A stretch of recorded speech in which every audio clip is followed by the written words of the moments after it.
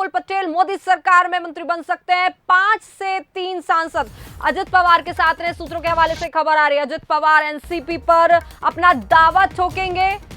54 में से 30 एमएलए अजित पवार के साथ होने का दावा है। और लाइव तस्वीरें हम आपको दिखा रहे हैं महाराष्ट्र की राजनीति में बड़ा उलटफेर, और ये तस्वीरें आप देख सकते हैं।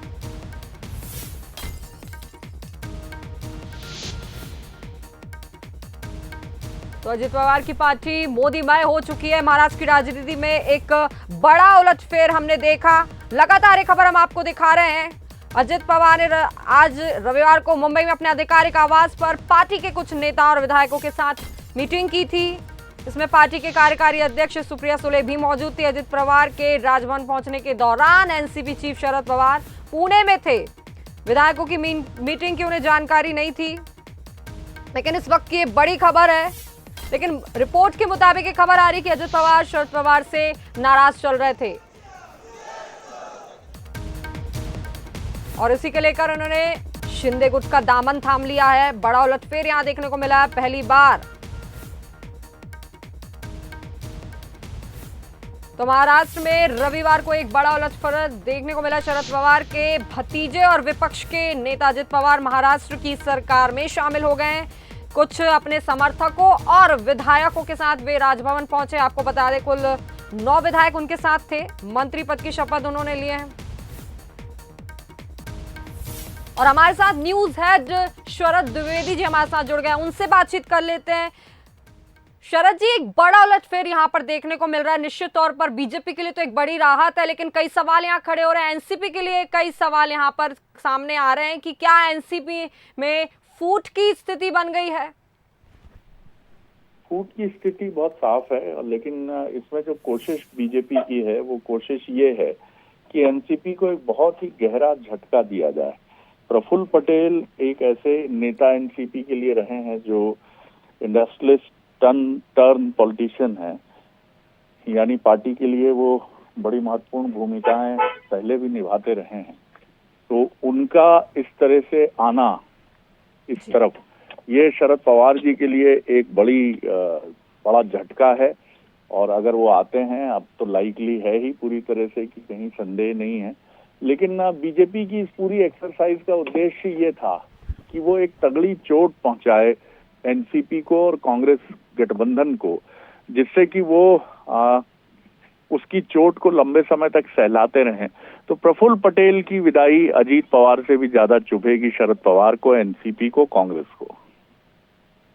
जी, और जिस प्रकार हम देख रहे हैं कि ये जो राजनीतिक उलटफेर हुआ है, इसका कितना असर, क्योंकि विधानसभा चुनाव उसके बाद 24 में लोकसभा चुनाव है, कितना असर इसको देखने में मिलेगा? राजनीतिक घटनाक्रमों में इसके क्या मायने निकाले जाएंगे? देखिए, इसका मनोवैज्ञानिक असर अधिक होता है, क्योंकि जिस तरह से कोशिशें चल रही हैं इस समय गठबंधनों को बनाने की और तोड़ने की, विपक्षी एकता पर बीजेपी की एक करारी चोट है ये। जिस तरह से महाजुटान में कांग्रेस, एनसीपी, तमाम बड़े नेताओं की बात थी, तो कुल मिलाकर एक बड़ी चोट जरूर विपक्षी एकता पर आप कह सकती हैं कि एक चोट है, गहरी चोट है। जी शरद जी, और हम पिछले कई दिनों से ये देख रहे हैं कि लगातार कांग्रेस भी मीटिंग कर रही है और उसमें ये अपना मतलब दावा ठोक रही है कि हम अपने आपसी द्वंद्व आपस में सुलझा रहे हैं, और जिसको लेकर बीजेपी भी शुरू से उन पर हमलावर रही है कि कांग्रेस में तो शुरू से ही आपसी द्वंद्व चल रहा है। लेकिन अब ये वाकई में कुछ सही साबित होते नजर आ रहा है, जिस प्रकार से यहाँ पर जो गुट है शिंदे गुट में शामिल होते नजर आ रहे हैं। महाराष्ट्र में जो बड़ा उलटफेर देखने को मिल रहा है, तो कहीं ना कहीं कहा जा सकता है कि बीजेपी को का अंदेशा था। बीजेपी को फायदा निश्चित तौर पर होगा इसका। महाराष्ट्र देखिए एक बहुत इम्पोर्टेंट स्टेट है, वो व्यवसायिक राजधानी है, और व्यवसायिक राजधानी होने के नाते निश्चित तौर पर उसके एडवांटेज अपनी जगह हैं, तो इसका पूरा फायदा मिलेगा, निश्चित तौर पर मिलेगा। जी, बीजेपी को तो फायदा होते यहाँ पर नजर आ रहा है शरद जी, लेकिन जो एनसीपी की अभी फिलहाल जो स्थिति बन गई है, उसको लेकर आप क्या कहना चाहेंगे? देखिए, राजनीति में ये सारी परिस्थितियां बनती हैं, तो निश्चित तौर पर ये कहना कि इससे एनसीपी परेशान नहीं होगी, ऐसा तो संभव नहीं है, लेकिन ये कहना भी पूरी तरह सही नहीं होगा कि एनसीपी की हालत खराब है, उसकी सिट्टी पिट्टी गुम हो गई है। ये भी परिस्थितियां नहीं है। राजनीति का ये खेला देश में पहले भी चलता चला आया है। जी। जब 70 के दशक में आया राम गया राम नाम का एक टर्म हमने पहली बार सुना था, जब दल बदल की बहुत जबरदस्त तरीके से शुरुआत हुई, और यही वजह रही कि बाद में दल बदल कानून भी बना। लेकिन दल बदल राजनीतिक दलों के अस्तित्व के साथ की ही एक बड़ी शाश्वत प्रक्रिया है, जो मुझे लगता है कि कभी खत्म नहीं हो सकती।